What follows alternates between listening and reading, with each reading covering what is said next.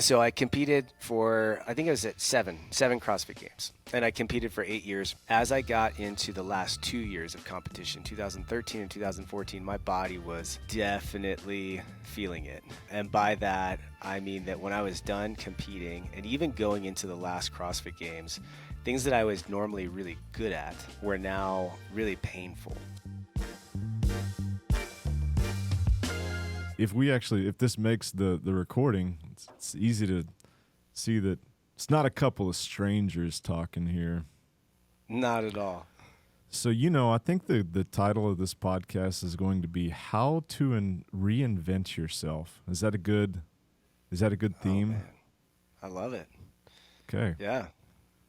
Do you have a story to kick us off like I was mentioning the other day? Yeah, so I'll kind of share maybe my stories, sort of my journey, because if I'm really honest with myself, I haven't fully arrived. It's still a daily process, but yeah, so I competed in CrossFit for, what was it, 2007 to 2014. 30 years, I think. 100 years, yeah, a century. So I competed for, I think I was at seven CrossFit Games, and I competed for 8 years. And as I got into the last 2 years of competition, 2013 and 2014, my body was definitely feeling it.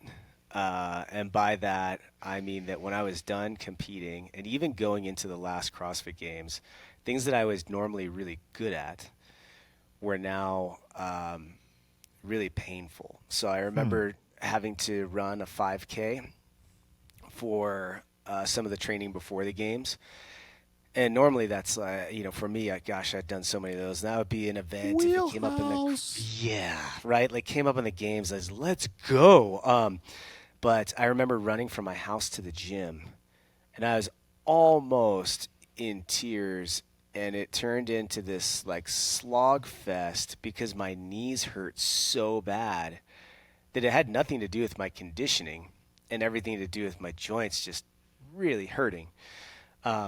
So that was sort of this tipping point of realizing I am not okay. And when I got done competing, my knees were so smashed that I couldn't run. Like chasing my kids down the street, I couldn't run. I had a hard time carrying them up and down steps. I really couldn't walk down steps like a normal human. I had to walk kind of sideways down the stairs. And I had to essentially eliminate almost anything that had flexing at the knee for probably 3 months. I couldn't squat. I couldn't pull anything, even like moderate weight off the floor from a deadlift. I couldn't do a push press. I couldn't do wall balls. So all these things that, are supposed to be the staple of the program and elicit high intensity responses, I just straight up couldn't do. So that I had to take for about 3 months of really trying to let my body settle down. And what I found is it did after about 3 months. And then I just went right back to what I was doing. Really? I didn't really learn that. Maybe I just thought, okay, I overdid it with the way I was expressing it. And then that kind of turned into a cycle, right? Of, okay, well now the knees have subsided, but then I stumbled into the Masters in 2017, and I remember I was doing this really cool, I think it's still a great program, but it was just too much for me. It was this really cool front squat program with like tempo and pause, but I was doing like significant loading with long sustained pauses, 7 seconds at the bottom, 7 seconds at the top, and and then my back started to have issues. Not that the program did that, but that I think was just sort of the final straw. And that turned into me throwing a football with my kids and falling over in the middle of the park, just like it's not funny. Man down. It's not funny. Yeah. um, yeah, like so it's like doing work at my computer at a standing desk and like having to take a knee. What's Um, ironic is if that person saw you at the park, the thought that would go through their head is like, that guy should really think about exercising. that guy's got a weak back. Well, I'm gonna go talk to him about some, just basic strength training. Good front Yeah, squat's probably a good idea for him. it's probably a great idea. I wonder if he should add some pause and tempo into that. Yeah. So that was kind of like that next phase, and it took me a good, I bet, a year and a half, 2 years to really understand what was going on, what I could and couldn't do. And honestly, Spencer, since then, it's been a really good but challenging journey because I think me, probably more than most, but maybe not, just I am wired and sort of addicted to hard work. I just enjoy it, and I've found a lot of my identity to be there. Mm-hmm. And so I honestly feel like in the past year, I've just gotten to a point where between the choices that I make in my workouts, the things that I do outside the gym, the implements that I've used for recovery, for a 44-year-old that's done what I've done, I feel pretty dang good. Pretty Yeah. pretty good. I think I'm right where I need to be. But it only took me, like 15 years to figure it out. You're like me, a slow learner at times, a stubborn learner. Yeah, what about you? I mean, was there a moment or was it more of a journey? I think it's a journey for sure. I mean, some of the things that I heard you say is that some of circumstance helped you determine when it was time to evolve and when it was time to move on versus like some of the people we're talking to, like I was thinking about Elle, right, where it's like Chris and I were talking to a gal that's about to have a baby, and she very wisely had already forecasted ahead of time what things were going to look like. And I think both you and I were like in awe of that, because for me, at a much, lower level of impressiveness, had gone through some of the same experiences. Like, okay, I am learning the hard way that I can't keep doing this the same way that I thought that I could keep doing it, at least physically. And so I, retroactively have had to reinvent myself where it feels like I didn't have a choice. It wasn't like, well, I'm kind of bored of this, and so, I'll move on to this thing. And it's like, what, I can't. And for me, it was less physical, but it felt like an adrenal issue. Like I couldn't, like the way I trained was like I would get myself really worked up, like psychologically and from like a stress standpoint. Like I would have to evoke, this person of myself that could rise to the occasion of these really high intensity workouts. Like it was Yeah. typical for me to, like scream before I did a snatch, or like something that, Yeah. as we say this right now, is, dads with kids, seems kind of silly, but at the time it was like not silly. It was like absolutely what I needed to do in order to like perform my best. And Yeah. it just got to a point, I think, physiologically versus like, the muscles and the tissues, but it was just like, man, I can't keep doing this. Like not like what a nice thought. It's like I would try and it just wouldn't work. And so the only way to do that is to try to dip deeper into that well. And then you realize like, hey, this is going to ruin my life if I keep this up. Yeah, right? I call it flipping the switch. I think, Mm-hmm. flipping the switch to see the white light per se is, I think we only have that so many times, legitimately. And I sort of have Mm-hmm. this not really concrete philosophy, but I always looked at guys that did well at the games because for so long that was a season of my life. And what I found really interesting, and take this with a grain of salt, but in my era, a lot of the guys that were doing well, their backgrounds were sports like baseball, maybe some things like football. So they had this element of strength and conditioning, but the sport itself, to me, didn't seem very intense. Where I grew up wrestling, and from the time that I was 5 or 6, there was always a time when it came to practice or train or perform where it was go time. Like Mm-hmm. you are going to sell your soul to beat your opponent, improve in the wrestling room, win your spot, and that when it was done had this season of who am I, what am I doing, and then I found CrossFit and I was like, this is amazing. It's Mm-hmm. exactly that. I get to Mm-hmm. flip the switch and sell my soul to, at the time, how funny is this? Just post on a blog that my rounds of Cindy were higher than yours, you know? And That's all it somehow took. that, yeah, right? And somehow that gave me this newfound sense of security, maybe a little bit of self-worth again, because I was able to work hard and see the fruits of the labor there. And I remember thinking, yeah, like this is it. I just get to work hard. And if I can just work hard, I bet I can beat anybody because I'll work harder than them. And then that turned into obviously a great chapter of my life, but one that I have had to really unpack and relearn. Well, that really doesn't matter, and it doesn't have anything to do with who I am. And how do I temper that? How do I find a way to go train to get the value of it because I enjoy it and not have my identity around it and be completely comfortable with stepping back when I need to and as often as I need to. Mm-hmm. Well, I think there is some science behind what you're saying.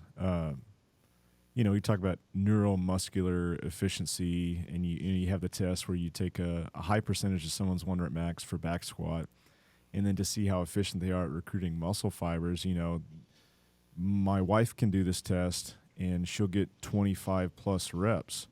I can do this test and do 3, Yeah. which means that when I flip the switch, I can do a lot in terms of compared to my max, but it's like a light, it's like it goes out very quickly. And so I think from we'll get off the dork page here, but like a neurotransmitter standpoint, those that love to rely on dopamine, love to rely on that like fight or flight response they're really good at going hard like very quickly, but doesn't make like a great long term commitment to exercise. And comparatively, like you mentioned a baseball player, which I assume you mean like Rich, and I see like him never really getting worked up for anything, which means like he's not having to go to that same place that I feel like I always had to go to try to like bring out my best performance, which is why I gravitated towards really short activities and really high power output, and you didn't have to sustain it because it made sense for like the essence of who I was as an athlete. But anyways, I think the most interesting thing of what you said is the identity piece and the confluence and the way those things are deeply intertwined to having an identity based on what you're doing and based on what you're capable of. And I think that's something that like I'm still figuring out, and I think is still challenging because life is constantly evolving, or it feels like it's evolving in warp speed, at least for the last few years for me. And so some of these things that I think, in 2017, 2018, I was just thinking about, but I could still dip into that. Right now, it feels like, hey, man, that's pretty outdated, and you need to come up with a better blueprint of how to operate your life. Yeah, and what a tough just topic to figure out because as you're talking, I think about the value of that right? The value of hard work and how really everything that we do, whether it's training in the gym or the way we do our work or the type of employee that I am or the type of father, the type of husband that I am. Maybe I'm just the only one that thinks like this, but it sort of comes back to this, well, if I do it more and I try really hard, I'll be better at it. And some of those things are really good. Mm-hmm. You know, being a better dad, being a better husband, having a successful business. But the pitfall, I think, for me and for all of us becomes, well, does that mean that our identity is tied to that? Because what I find really interesting is I can still, and I'm just sort of learning this about myself, I can still find that rush or get that dopamine hit or experience progression in things that I'm not very good at, but that I enjoy. And because of that, I don't tie my identity to it.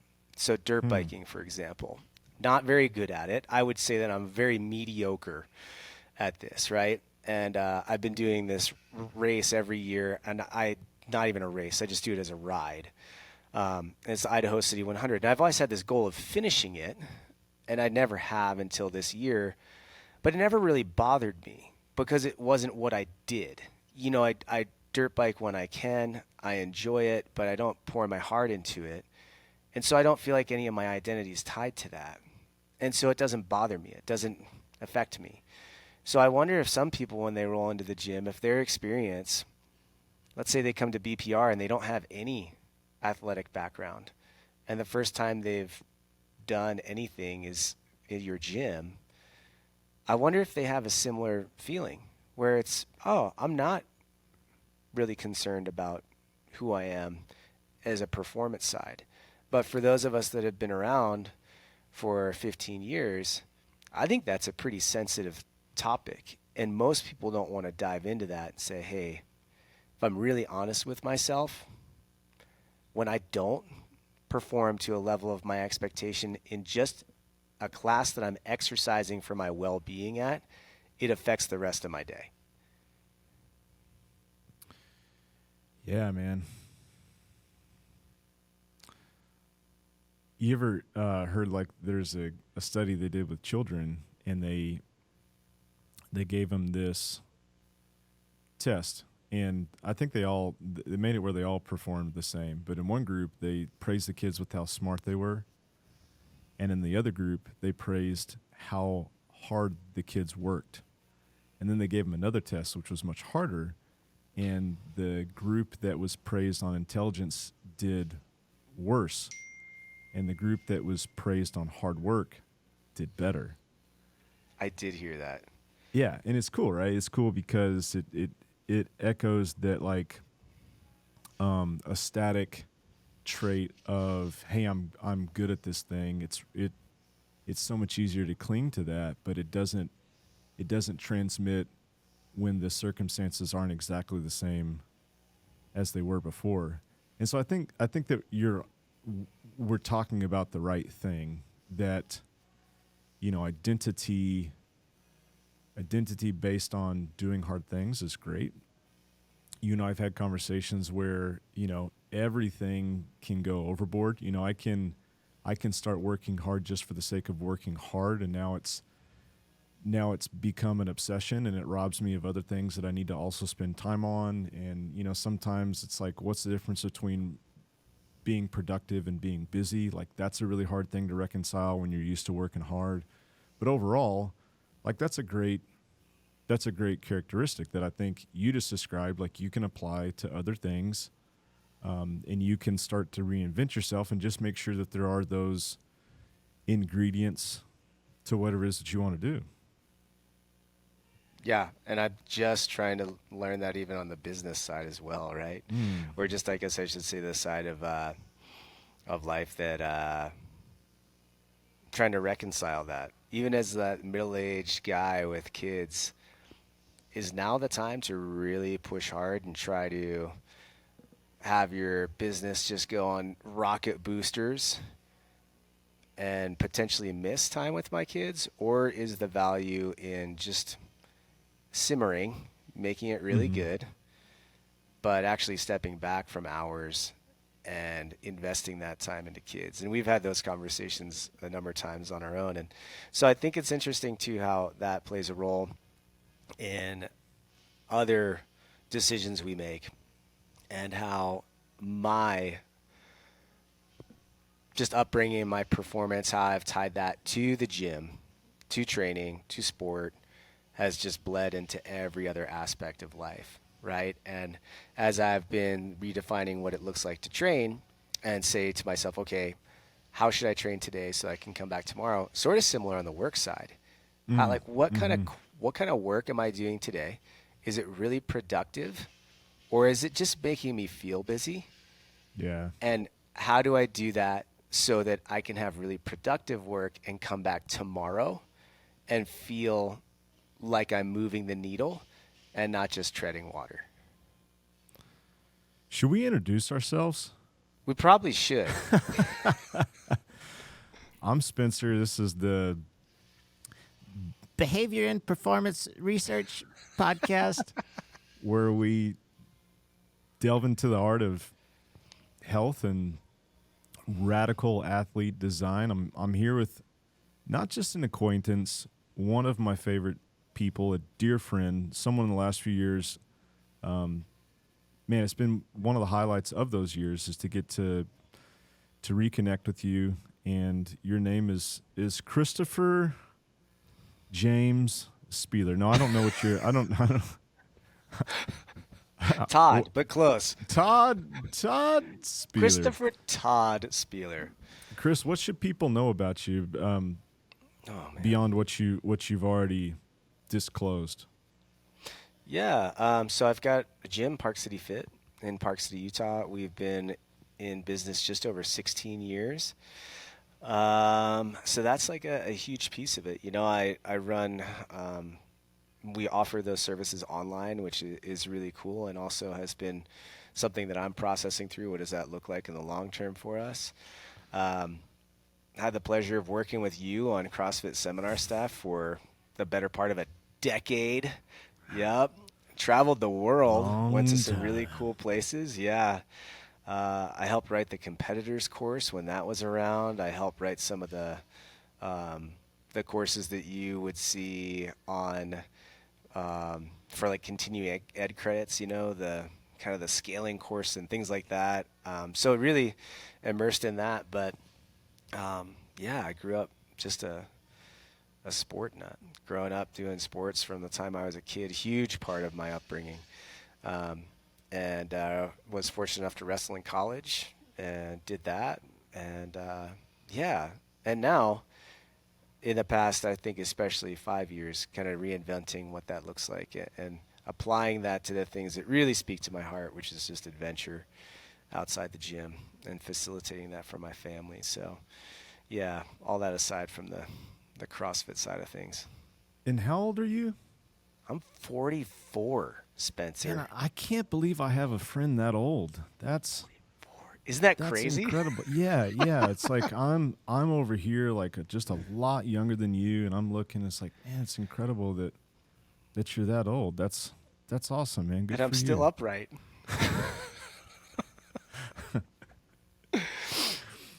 Well, we thought it'd be cool to. I mean, you and I get to chat a lot, but to talk about this specifically, this thing that we've already alluded to, reinventing yourself. I think you've had. I'm curious to dig into that transition for you because, as you just mentioned, these things that you're doing now, they were things that you found really satisfying. A lot of them, at least, not dirt biking, but skiing and riding a bike and things like that. They were aptitudes, not world class proficiency, but there were things that you found really engaging and enjoyable, which is different sometimes than competition. Like before you found CrossFit. And so I'm here with my buddies Caleb and Isaiah. They're off screen, and we have a few questions for you that I bet will continue to spark a cool conversation. But Oh, I'm ready. competition, you found it really early in wrestling. And I remember the story that you've told me about where you realized is it a Dan Gable video? Yes. Yeah. Yeah. Tell that story real quick because I think it's a great one. Yeah. So I was a really timid kid for the most part, really shy, really timid, small. That's shocker for those of you guys that can't tell. I'm just a little smaller than Spencer. You can probably barely tell on video. We're like basically twins. Basically. So I got into, I wrestled from the time I was just a little guy because it felt really fair. And when I got into, I think it was my junior year, I think it was my junior year in high school, my wrestling coach, who really wasn't a great technician, but just made us work very hard, showed us this video. And it was a documentary on the University of Iowa wrestling team. And this was the era in the 90s from that team. They were just dominant, winning national championships like one after the other. And a lot of Dan Gable, who is one of the best wrestlers of all time, he was the coach. And a lot of that was just sort of this hard work, outwork mentality. So I watched this documentary and I was sitting in the wrestling room floor and I watched these guys work so hard. And their training mentality and how hard they push themselves, and then the application of how they applied that toward wrestling. There were numerous matches where these guys would be down by 6, 7, 8 points going into the last period, which was only 2 minutes. And just because their conditioning and mental toughness was just levels above these other athletes, they in the last 2 minutes would just break them, outwork them, dominate, and win the match. And for whatever reason, when I saw that, it flipped a switch that day. And from that moment, I remember thinking to myself, that's what I want to be. That's who I want to be. And that practice, I crushed myself. And then every practice after that, and then that turned into training multiple times a day. In high school, I was training 3 times a day. I would go into the gym in the morning because we had to go run in the morning, and then I'd go to and that was like through the team, and then I'd go to practice obviously after school, and then I'd go home and I'd eat, and then I'd go to the gym afterwards by myself. And I didn't know what I was doing, but I would literally go on like the Nautilus machines and put the pin as high as I could, and I would do drop sets until I was on the last plate, like in sweats and a sauna suit. Yes, good.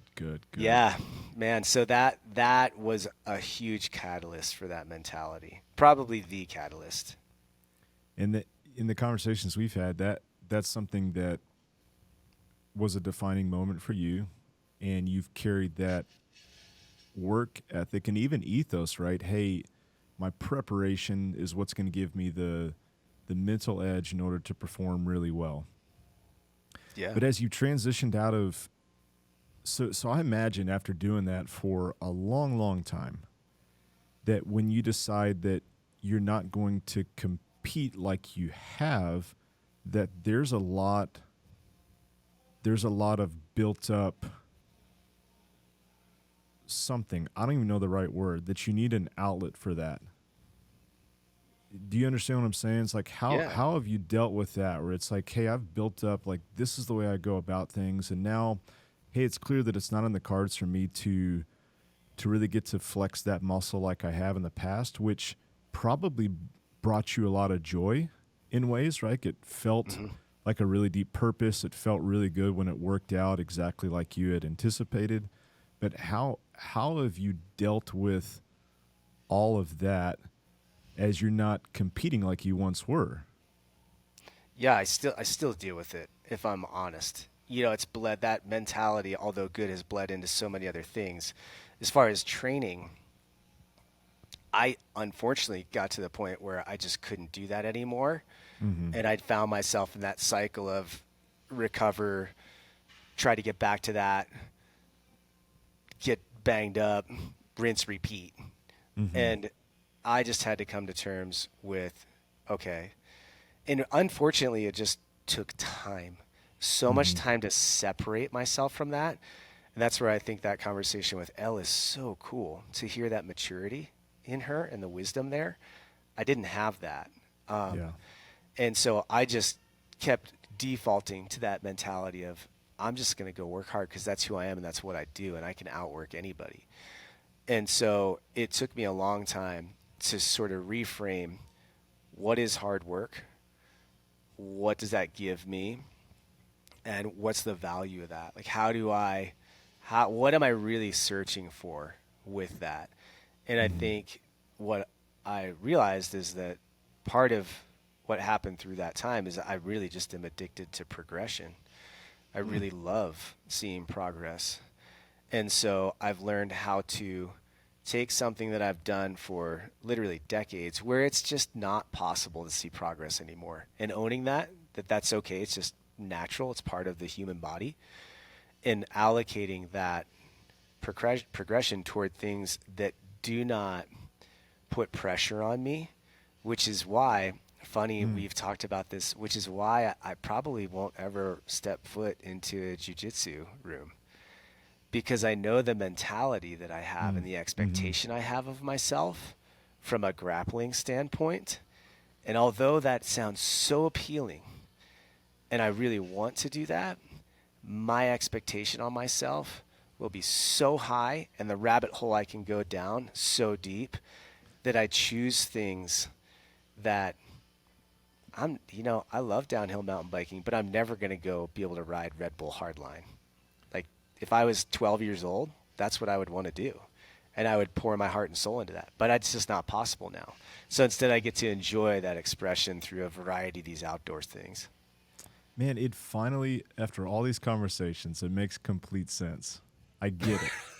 I get it. Now, jiu-jitsu, I think you could still do it, but you would just have to come in a wheelchair, never stand up, and then just go immediately to the ground. You would just have to promise yourself, okay, I can never start this standing up, because you know the expectations that you would have for yourself. So you would just have to, you'd have to do that in a really weird way. But it makes sense why all the things that you're doing, like you said, with dirt bike, there's an element of being a beginner. There's an element of, hey, I'm not supposed to be world class at this, like you may have expected yourself, pursuing an All-American title as a wrestler, or, being in the games and for many years, like being someone that a lot of people looked up to as really accentuating everything that program was about.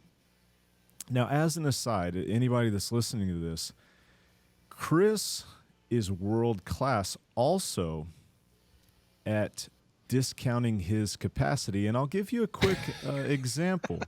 I was in Moab, and I asked my friend Chris, do you know any bike rides that I could go on? And he says, I almost want to read the text, hey, you'll love this ride. It's a super mellow ascent, and then it's a fun, light little techie downhill. I don't even think I've told you this part of the story. So I was like, oh, cool. Okay, Captain Moab with, Yamasa on the way up. Sounds great. Yeah. This guy wouldn't lead me astray. And you got to remember that Chris has been living in Park Cities for 20 years? Yeah. Something like that. The guy at the bike store looks at me. I tell him what I'm going to ride, and he says, I won't rent you this bike. That's what he said to me. Are you serious? Did I tell you that? Yeah. He was like, I'm not going to rent you this bike. I was like, what are you talking about? My friend, who I trusted, he's a dear friend. This isn't just a stranger, dear friend. He recommended this ride to me, and I'm sure it's fine. He was like, that's one of the hardest bike rides here in Moab. It's a double black diamond. Do you know what that means, sir? And I had to just lie, be like, oh yeah, I'm good. Yeah. So anyways, I had to negotiate with this guy to rent me the bike after 5 p.m. that day. Oh. Because he thinks because of the temperature in Moab that I'm gonna die out there with the degrees. Of course. So he's like, I will only rent you this bike, so you will ensure that you can't ride in the hottest part of the day, because we don't want to call search and rescue for you. And even then, red flags waving everywhere.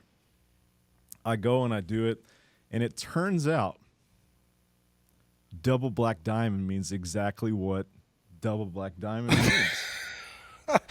It's the craziest thing. It's the craziest thing. There were Oh times where I man. had to set my bike down and just kind of stare off into the canyon, which, by the way, there's exposure, so that means you got to jump off of cliffs to do this. And I was just looking off in the distance. It's like, am I going to make this? Am I going to be okay? So the moral of that story, ladies and gentlemen, is don't believe somebody who's been mountain bike riding for 20 years when they say they're just okay. And also don't ask for any recommendations for them if you're from Dallas and you've only been doing this for like a year and a half. Did you ride Pipe Dream though? Did you go on that, or did you just do High Masa and Captain Ahab? Just high moss and Captain. I mean, Oh, and when man. you said, and also, hey, that'll take you like an hour and a half. It took me 3 hours. Did you go to the Now, very, very top, or did you go to Yes. like the? Okay, different. Okay. Now, I did get lost, and I think that if I had been with somebody that showed me like the line, it would have been Yeah. significantly quicker. Because there were a few times it's like, I think this is the right way, but who's Yeah. to say? I'm out here all by myself. But here's the question: Is did you have an amazing time and a great story to tell? Amazing. Oh, Amazing. that's it. That's it. Amazing. I mean, Oh man. even as I was doing it, I was like, I can't wait to tell this story. This is art. When you're in the middle of something that's just ridiculous, it's like, I can't wait to tell this story. This is a great story. I love it. Anyways, buddy. back to what we were talking about. This concept of reinventing yourself, we've already established, like, hey, having some activities that have these ingredients that previously you love, jumping into some things that you don't have preconditions of how you're supposed to perform, that's important. What else do you think has been really valuable for you to consider transitioning from one stage of life to another, where it's like you didn't say, and you say the last year, but I feel like you've been doing this for several years, where you're not going to say like, hey, I'm just going to cut off this part of who I am. You've said like, hey, I really still need to express lots of things that I find, the progression, being outside, all these things. What are some other things that you, if any, you feel like, man, if I can make sure these are a part of the thing that I'm doing, I know it'll be a satisfactory like pursuit? That's a good question, because I think I'm trying to ask myself that. What again, kind of, because the default for me is just, I'll just work harder. So instead of me taking the time to identify if what I'm actually working at is going to provide not even just the result, but because that's the trap again, but is the outcome what I'm really looking for, right? So one of the things completely outside of training that I've dealt with is, because I have an online side of the business, I've really struggled, and this is just me being very candid, with comparing myself to other programs that have been extremely successful, right?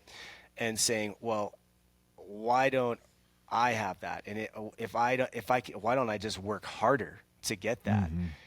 And so that's the default, is to go to that when I'm starting to realize maybe that's just not what really fills my soul. And maybe I would rather work more in person. And maybe that online side is something I still really enjoy, but in a much smaller or a much less demanding way. And so how do I do this so that it does not just benefit the business side, but it also like gets me where I want to be?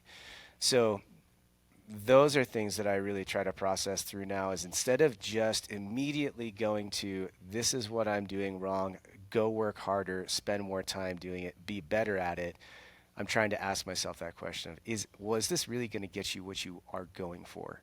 And as we've talked about a number of times, I think so many of us have it flip-flopped, it's upside down. And what we're doing is just kind of mindlessly working as hard as we can in hopes that when we get to 65, we can retire. And really, my fear is that if that happens, because there's no guarantee, right? Who knows what tomorrow holds, is that maybe I get there and I'm completely just like, oh, that was a complete waste of time. So instead, Mm-hmm. is what I'm doing pouring into that cup and giving me the lifestyle I want? Because I think that's the bigger question. Maybe that's like a middle-aged guy question. I don't know. Maybe I wouldn't ask that when I'm 22, 25. But that I think has been the way to perceive a lot of those things as I move forward in this chapter.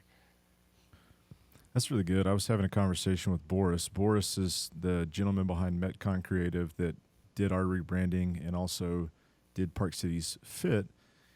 And he was talking about a vacation that he went on. And before he went on that vacation, he had taken on more clients. And so he worked from like, I think he said like, I started at 10 a.m. and I finished at 4 a.m. like straight so I could go on this vacation.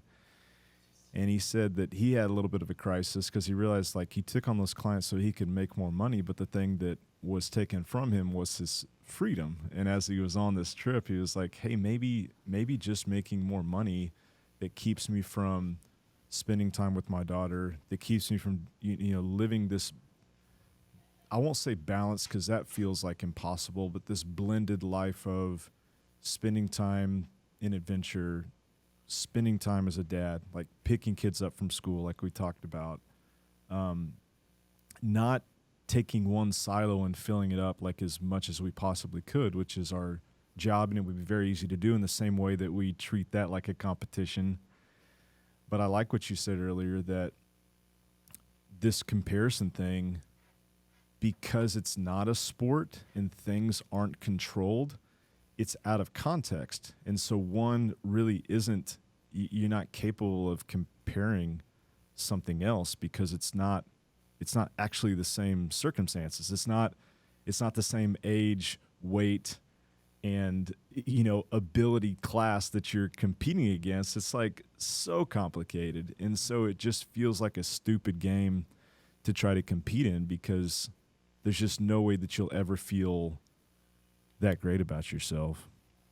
And I think the oddest and the hardest part about that, and this goes to training as well, is I legitimately, when I think like that conversation you had with Boris and like we're having now, I legitimately feel guilty for talking about it because I feel like, well, now, Chris, you're not working hard because you're putting these things off or you're allocating things elsewhere. Well, that's not right because that's not what I did. To wrestle, that wasn't the answer. Like, you don't just slack off and back off. To win the CrossFit Games, you don't just say, oh, I need to have more balance. No, like, in fact, there is no balance. If I want to be an All-American at wrestling, if I want to win the CrossFit Games, if I want to have a multi-million-dollar business, I really don't think there's balance. I really don't. And so I feel guilty for saying that. And what's funny is I've kind of come to terms with that with fitness and training, but just because I can't anymore. Like it's this, it's impossible to have that elite performance every day that I used to expect of myself. And really, honestly, was impossible then. But now I have to shift that, what I've learned from the training, into just an everyday mindset of saying, okay, is what I'm doing actually making things better or is it not? And am I taking that mentality of, well, if we want to be the best at this, we have to be all in. And it just, man, maybe that's the question, right? Because maybe that's the pitfall. Well, gosh, if I want to be the best dad, I guess I can't work. But that's not, you can't do that, right? And if I want to be the best business owner, maybe I need to do this. It's really, I don't think I've figured that out, but at least we're asking the question, right? Yeah, and I think that, first of all, it's a much more complicated game that we're playing by this thing that we're talking about. And I think that's why we do gravitate to sport and why fitness as a competition has been so popular, because it's an easy way to reduce things down to something that you feel like you can control. And the truth is like, man, we can't really control all of these interconnected roles that we wear as a part of our identity. So I do think it's a compromise. I do think that there's an ugly side of obsession, which is to say that you're avoiding dealing with some other things in your life, and it's a way to like elevate this one thing, be like, hey, look how awesome this is. We've talked about it before. It's like our annoyance with people putting on Instagram about doing hard things. It's like, hey, tell me what your marriage looks like. Like, tell me what it looks like to be a father. Man, you did that 100K run. That's awesome. What does it look like to do X, Y, and Z? So I think it's just a completely different shift in how can I continue to do all of these things simultaneously versus like, hey, how do I do this one thing and just do it as well as I possibly can? But I think that brings in a great topic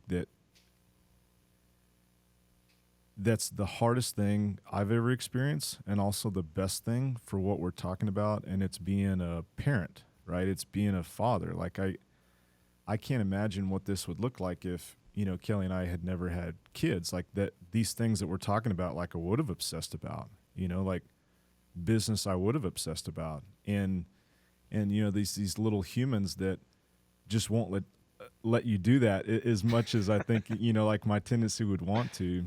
And so the question I have for you, and I know the answer because we've talked about it, but I'm going to ask because I think it's a really cool question is, there were these things that you wanted to instill in your two rad children.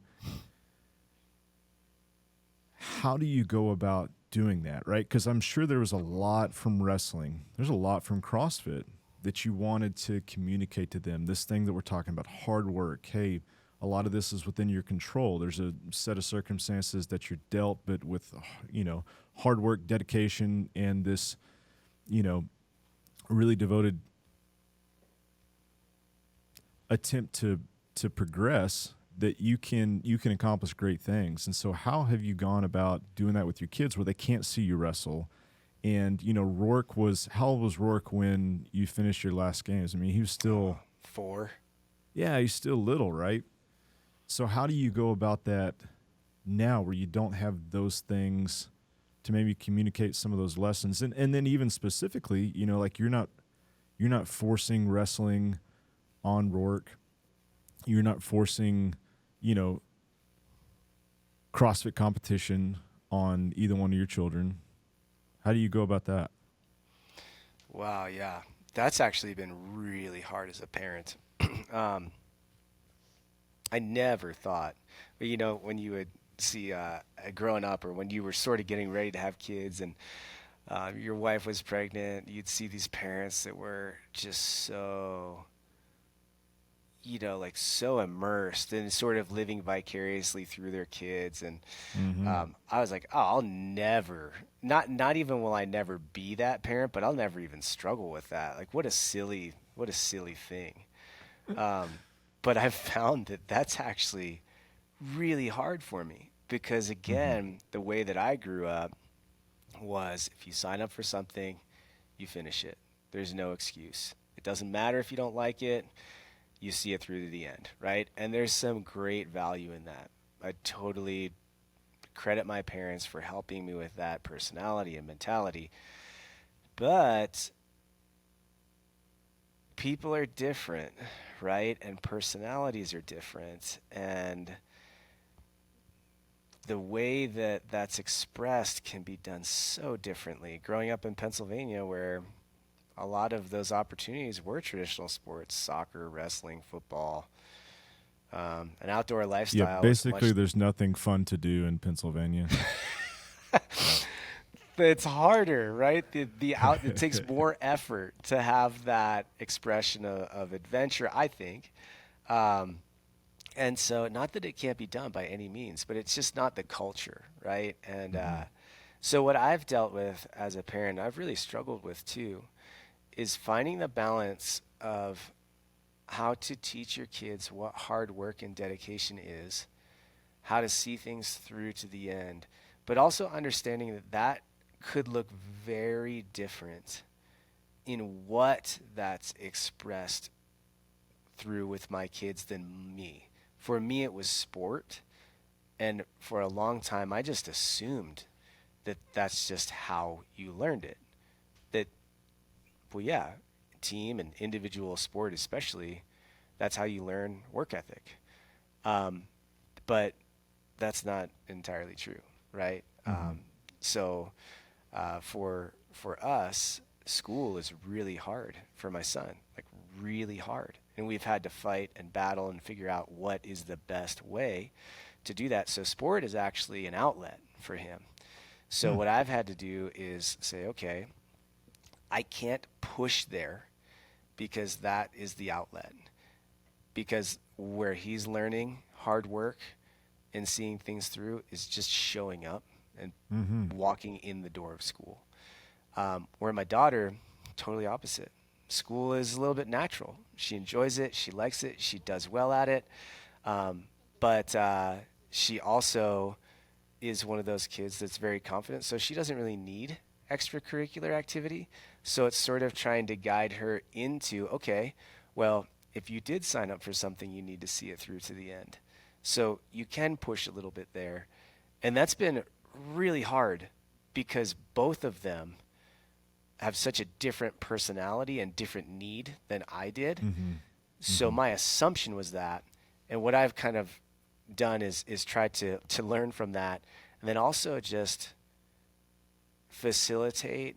And man, maybe this is just like my preference, but I just I love getting my family and with other families into like adventure scenarios that maybe are just a little bit uncomfortable.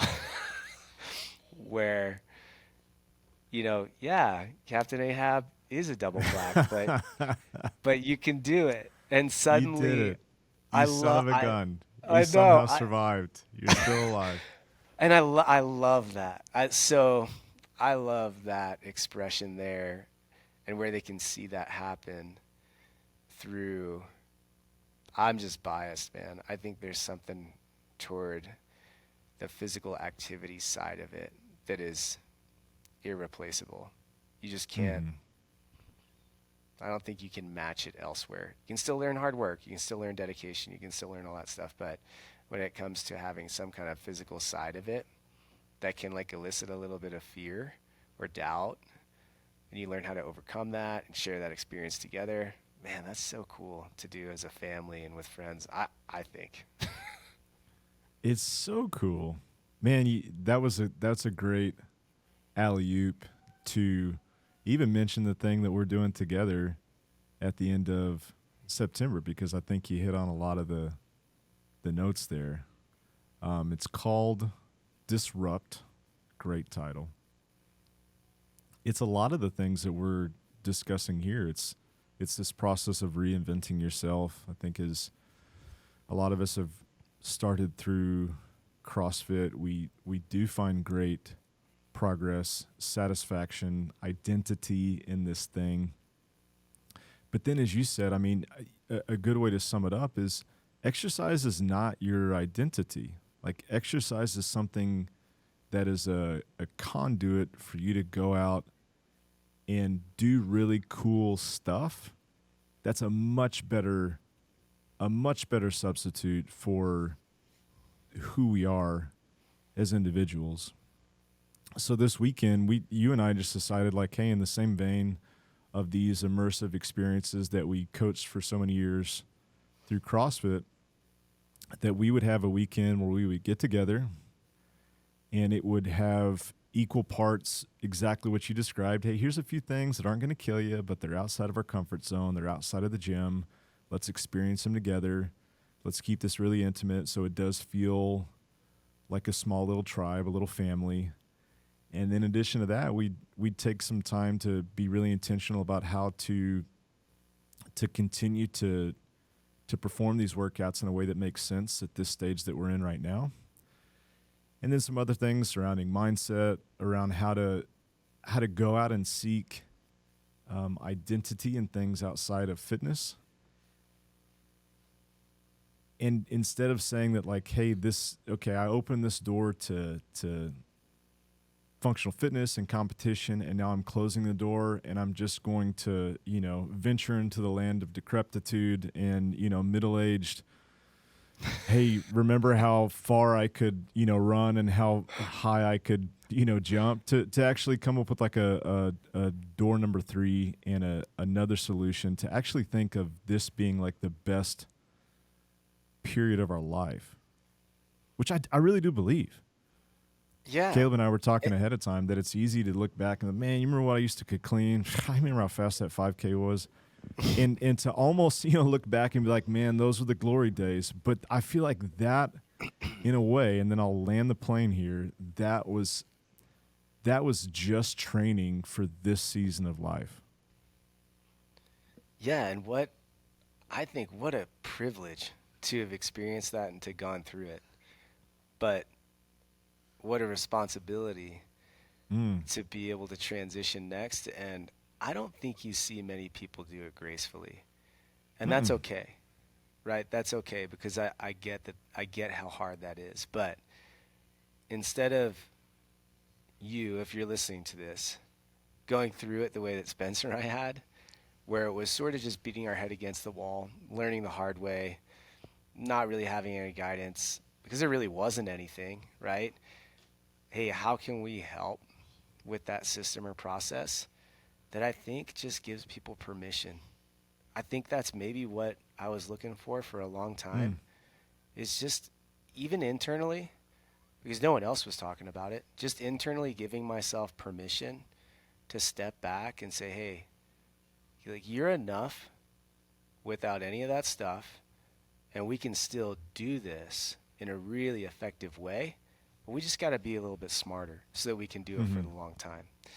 And so I think if we can, again, reframe that context, man, it's just a super powerful thing. And if we can help people do that before you get to that edge and fall off the cliff, man, what a privilege for us to be able to do it with you, to walk alongside of you and to share those experiences. And part of what I'm really excited about it isn't just the weekend.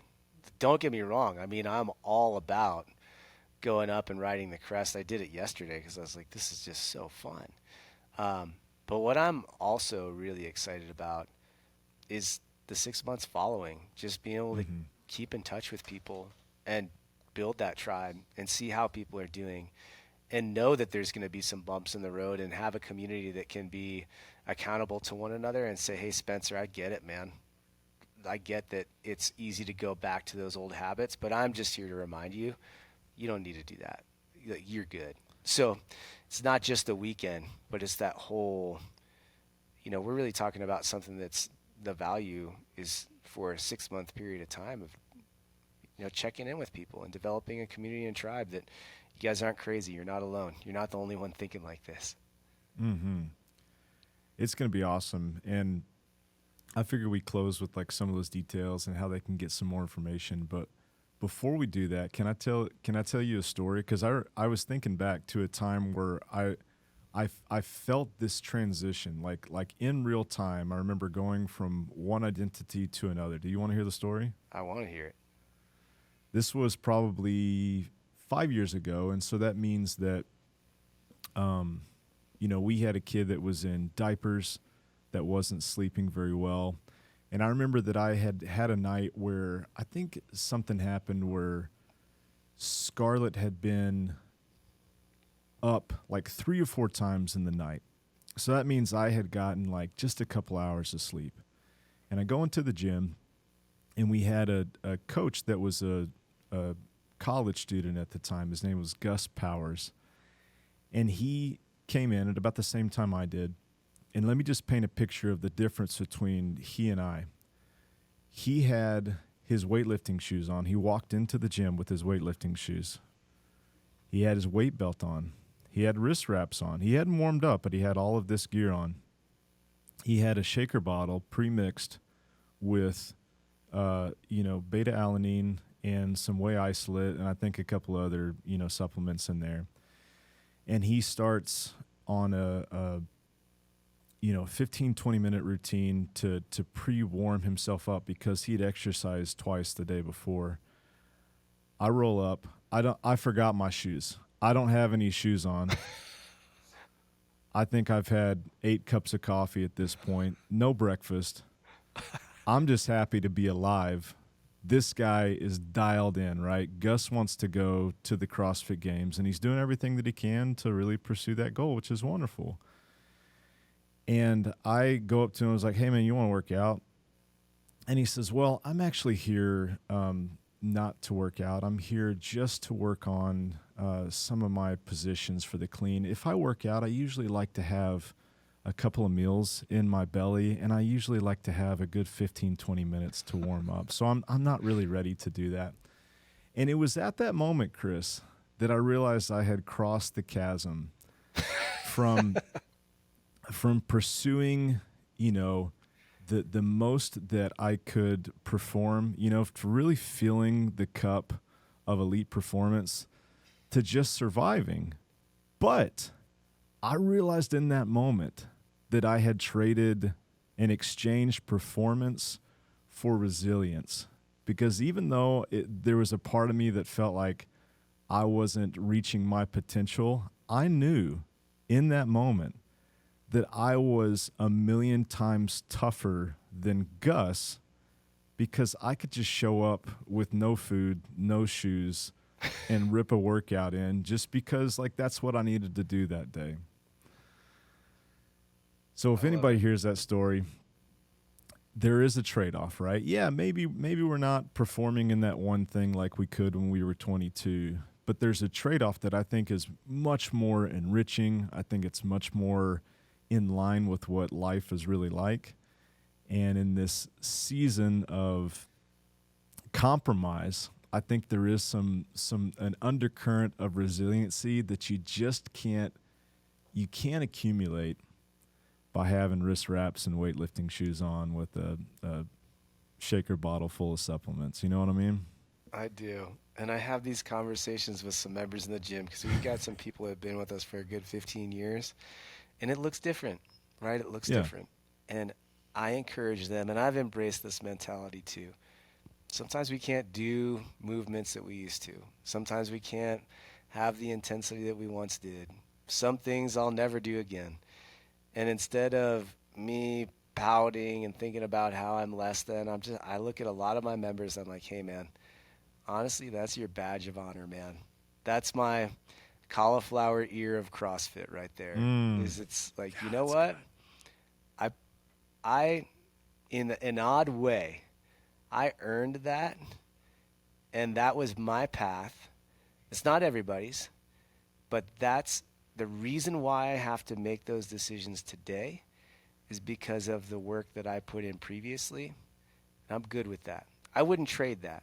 I wouldn't trade where I am now, but I also would not go back to where I was. So good. Well, to close it out, this Disrupt Weekend is September 29th, October 1st, October 2nd. There's only a few spots left. We'll put a link in this description wherever the podcast is. We'll share it out there. And if that's something that you are interested in, Chris and I are happy to hop on a call. It's what we've been doing with most people. Or you can just sign up.